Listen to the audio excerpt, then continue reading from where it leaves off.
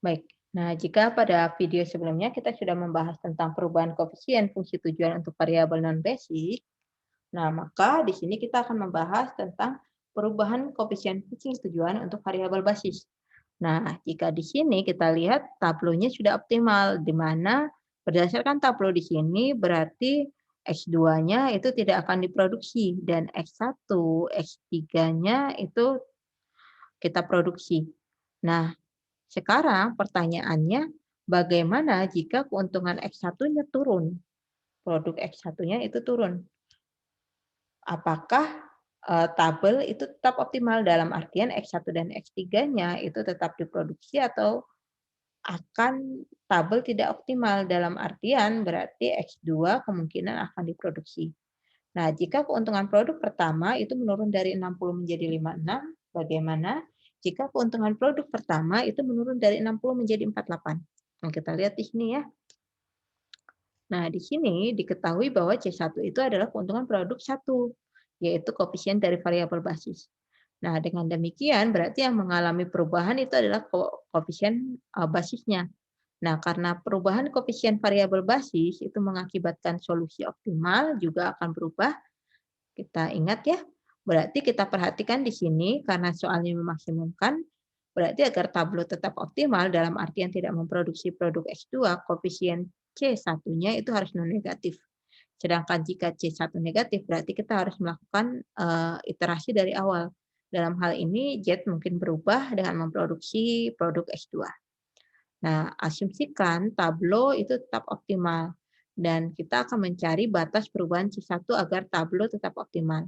Nah, misalkan C1-nya itu berubah menjadi 60 plus delta.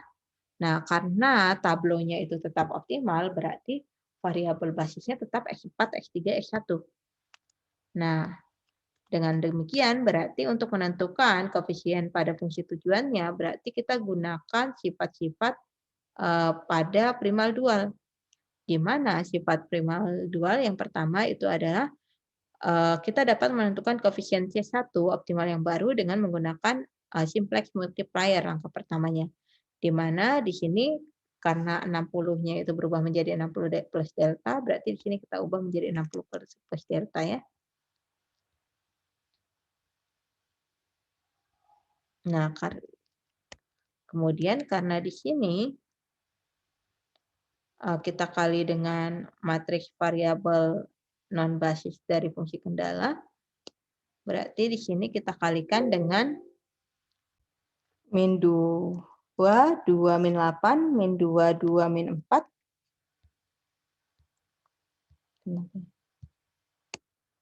5/4 min setengah 3/2. Nah, kita peroleh ini. Nah, kemudian kita kurangkan dengan fungsi tujuan yang original dari basis-basis variabel awal, yaitu X2, X5, X6, yaitu 30, 0, 0. Nah, kalau kita kurangkan, itu hasilnya adalah ini. Nah, kita ingat agar tablo optimal berarti koefisien dari fungsi tujuan ini haruslah positif. Dalam artian 5 plus 5/4 deltanya harus positif, ininya juga harus non negatif, ininya juga harus non negatif. Dalam artian berarti kalau kita lihat di sini 5 plus 5/4 delta itu harus lebih besar sama dengan 0 ya. Berarti di sini sama saja dengan mengatakan 5/4 delta itu harus lebih besar dari sama dengan min 5. Dalam artian berarti sama saja dengan mengatakan atau ekuivalen mengatakan deltanya itu harus lebih besar dari min 5 dibagi 5/4. Hasilnya adalah min 4. Sama juga ini.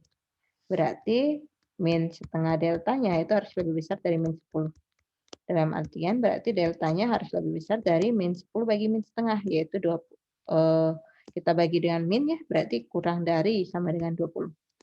Nah, sama seperti ini juga harus lebih besar dari 0, berarti 3/2 deltanya itu harus lebih besar dari min 10. Berarti deltanya harus lebih besar dari min 20/3.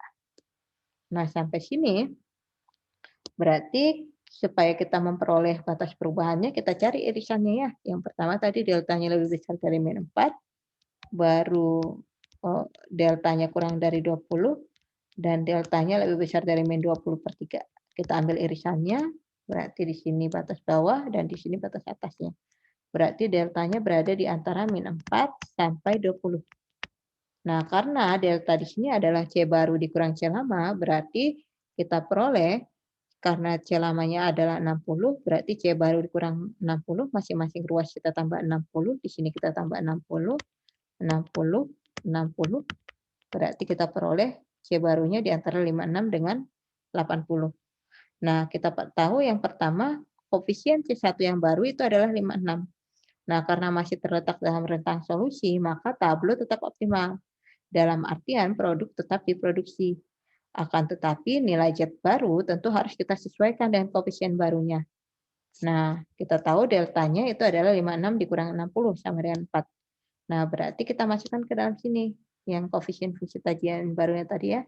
Berarti min 4 bagi 4 itu adalah min 1, min 1 kali 5 itu adalah min 5, min 5 tambah 5, 0. Kemudian min 4 dibagi 2 itu adalah min 2, min 2 tambah 10, min 2 kali min itu adalah positif, ditambah 10, 12, baru min 4 bagi 2 itu adalah min 2, kali 3 itu adalah min 6, min 6 tambah 10 itu adalah 4. Nah, kita masukkan di sini, sehingga dia di sini X 2-nya itu adalah 0, baru X5-nya itu adalah 12, dan X6-nya itu adalah 4. Karena X1, 4, X3, dan X4 di sini adalah tetap menjadi variabel basis, maka di sini tetap 0.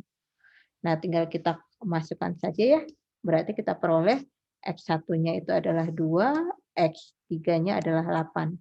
Dan dengan demikian berarti kita peroleh fungsi tujuan barunya itu adalah, karena tadi menurun menjadi 56, berarti jangan lupa di-upgrade di sini 56. 56 kali 2 ditambah 40 kali 0 ditambah 20 kali 8 hasilnya 272. Nah, bagaimana jika dia menurun menjadi 48? Nah, karena tidak terletak dalam rentang solusi, maka tabel tentu saja tidak optimal. Dalam artian produk X1 tidak diproduksi. Dan koefisien barunya berarti kita cari deltanya tadi itu adalah C baru dikurangi C lama.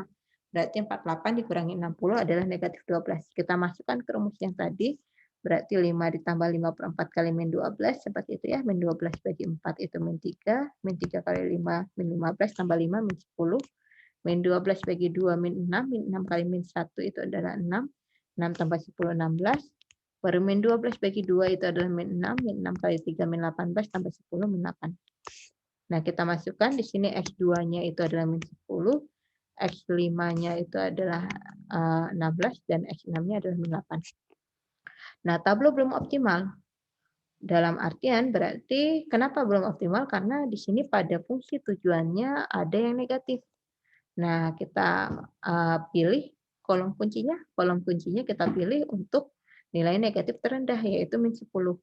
Nah, berarti di sini kolom kunci atau variabel yang masuk. Dalam artian berarti produk X2 itu akan kita produksi. Nah, pertanyaannya X2 masuk menggantikan siapa? Kita cari rasionya. Berarti kita bagi saja 24 bagi 2, min 2 itu negatif, nggak usah kita cari. 8 bagi negatif 2 itu juga negatif. 2 bagi 5 per 4 itu adalah 8 per 5. Hampir sama seperti tadi ya. Nah, dengan demikian berarti di sini kita lakukan operasi baris elementer seperti tadi. Berarti di sini kita kali supaya di sini menjadi 1, di sini 0, 0, 0. Kenapa di sini jadi 0? Karena dia masuk menjadi basis ya. Berarti di sini kita kalikan 4 per 5. Sama, di sini juga B2 tambah 2 B3 baru, di sini B1 tambah 2 B3 baru di sini supaya jadi 0 kita tambahkan B0 ditambah 10 B3 baru. Dengan OB kita peroleh ini, berarti kita lihat kembali di sini pada fungsi tujuannya, ternyata dia sudah positif. Nah, karena dia sudah positif, berarti tablo sudah optimal. Nah, dengan demikian berarti kita peroleh X2-nya itu adalah 8 per 5, X3-nya 11,2. Dalam artian berarti X2 kita produksi menggantikan X1. Nah, berarti Z-nya, kita ingat tadi keuntungan X1 menurun menjadi 48, jadi tetap dibuat di sini 48-nya. 48 kali 0 ditambah 30 kali 1,6 ditambah 20 kali 11,2, hasilnya adalah 272. Nah, dengan demikian berarti menurunnya keuntungan X1 berakibat produk X2 akan diproduksi dan produk X1 tidak diproduksi. Ya, oke. Nah, itu untuk perubahan pada koefisien variabel non-basis. Nah, bagaimana jika untuk perubahan pada kasus yang lain akan kita pelajari pada video pembelajaran selanjutnya ya.